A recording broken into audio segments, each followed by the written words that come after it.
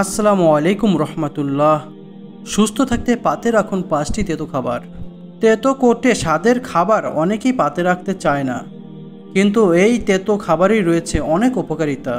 এটি শুধু মুখের স্বাদ বদলায় না, এমনই নয়, রোগ প্রতিরোধ ক্ষমতা বাড়াতে, বিপাক হার বাড়িয়ে তুলতে, কিছু মৌসুম অসুখ রুখতে এই সব শাক সবজি ভূমিকা অনেক। রক্তচাপ, ডায়াবেটিস এসব নিয়ন্ত্রণ রাখতেও তেঁতুর ভূমিকা অনেক। তাই বছরের বিভিন্ন সময় খাবারের পাতে কোনো কোনো তেঁতো রাখলে সারা বছরই ভিতর থেকে অনেকটা সুস্থ থাকা যাবে জেনে নিন। করলা।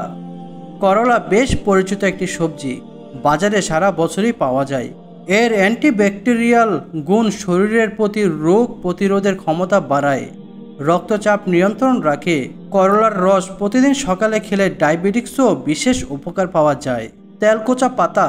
এই পাতায় অ্যান্টিঅক্সিডেন্টের পরিমাণ বেশি, তাই রোগ প্রতিরোধ সঙ্গে এর গুণে শরীরের শর্করা পরিমাণও নিয়ন্ত্রণ রাখে।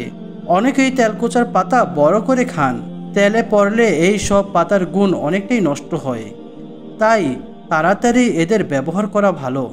মেথি শাক। মেথি শাক আর মেথির দানা বাঙালির রান্নায় দুইয়ের ব্যবহারই যথেষ্ট। ডায়াবেটিস সামাল দিতে ও শরীরের অ্যামলের ভাব কমাতে মেথি সাহায্য করে। চুলের খাদ্য জোগাতেও মেথির ব্যবহারই যথেষ্ট, তাই এই তেতো মশলাও রাখুন খাবারের পাতে। নিম পাতা। প্রাকৃতিকভাবে নিম পাতা জীবাণুনাশক, ত্বকের নানা অসুখ দূর করতে ও জীবাণুনাশক হিসেবে এই পাতা ব্যবহারের দীর্ঘদিনের স্নায়বিক সমস্যা সরাতে ও ক্ষুদ্রান্তে ব্যাকটেরিয়ার হানা ঠেকাতে পাতে রাখুন নিম পাতা।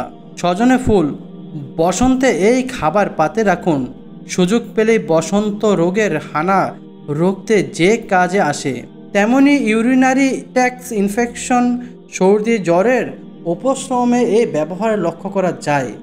এতে প্রচুর ক্যালসিয়াম ও ডায়েট। সজনে ফুল রাখা পরামর্শ দেন চিকিৎসকরা।